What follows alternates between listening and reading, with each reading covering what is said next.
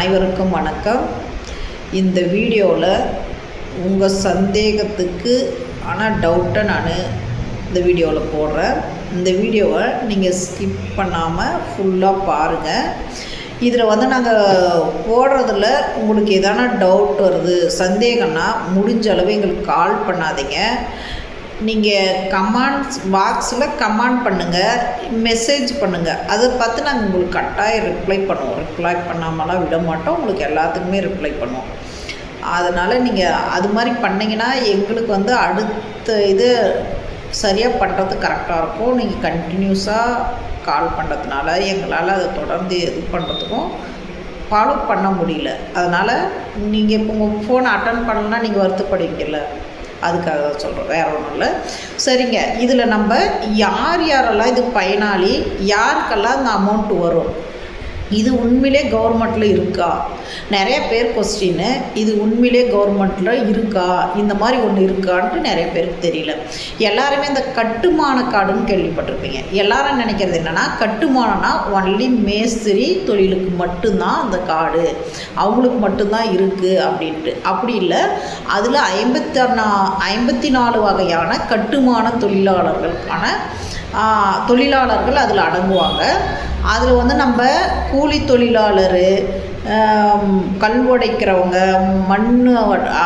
மண் வெட்டுறவங்க, செங்கல் அடுக்கிறவங்க, கொத்தனார், நம்ம ஜல்லி போடுறவங்க, இந்த மாதிரி பைப்பு அமைக்கிறவங்க, பிட்டரு, கார்பெண்டரு, எலக்ட்ரீஷியனு, இந்த மாதிரி நிறையா தொழில்கள், அதாவது 54 வகையான தொழில்கள் அடங்கும். அந்த தொழிலாளிகளுடைய லிஸ்ட்டும் நான் உங்களுக்கு அனுப்புகிறேன்.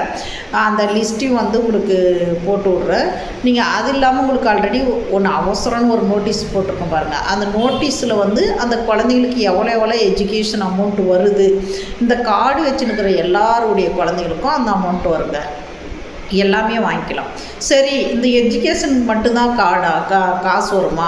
சரி, எனக்கு குழந்தைங்கள்லாம் படித்து பெருசாகிட்டாங்க, அப்போ எனக்கு எப்படி என்ன காசு வரும், நான் இந்த கார்டு போட்டால் எனக்கு என்ன யூஸு அப்படின்ற மாதிரி யோசிப்பாங்க.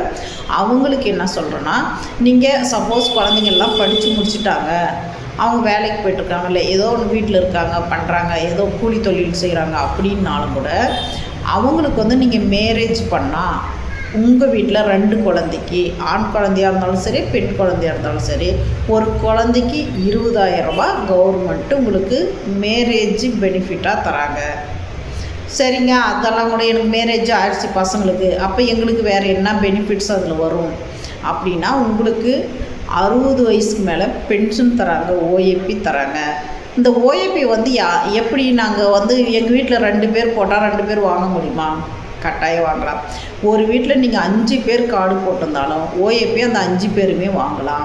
இந்த கட்டுமானத்தினுடைய இந்த கூலி தொழிலாளி கார்டுனுடைய பெனிஃபிட் ரொம்ப முக்கியமான விஷயம்.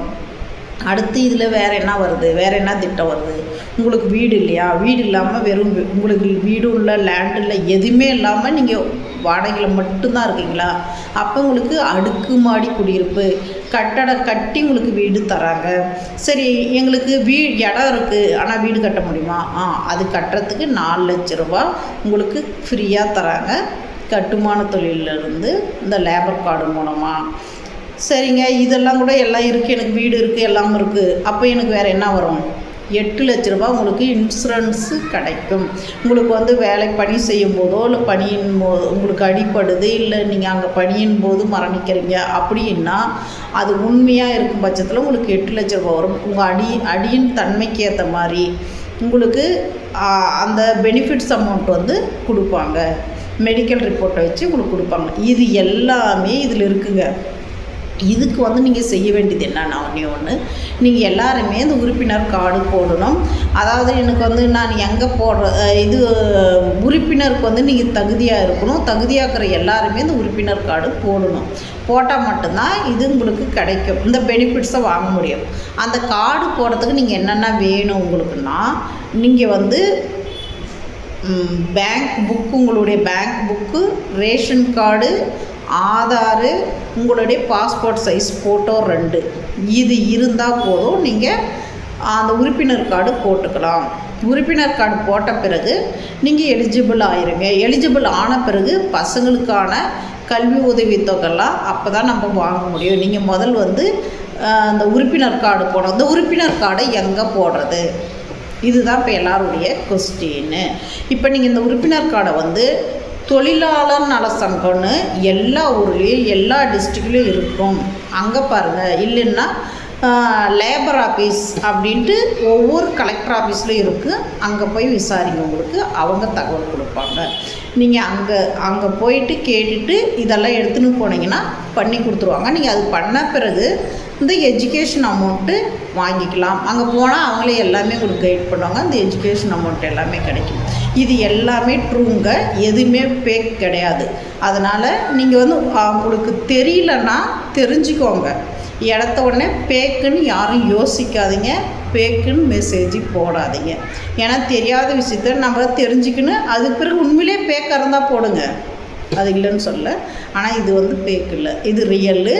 இதை வந்து நீங்கள் ஃபாலோ பண்ணுங்கள். உங்களுக்கு இதில் ஏதாவது டவுட்டுன்னா முடிஞ்சளவு எல்லாமே மெசேஜில் போடுங்க, நாங்கள் ஃபாலோ பண்ணிக்கிறோம். அடுத்த வீடியோவில் உங்களுக்கு அடுத்து எப்படி இதுக்கடுத்து நீங்கள் எப்படி அமௌண்ட்டை வாங்கணுன்றதை சொல்கிறேன். ஓகேங்களா? பை.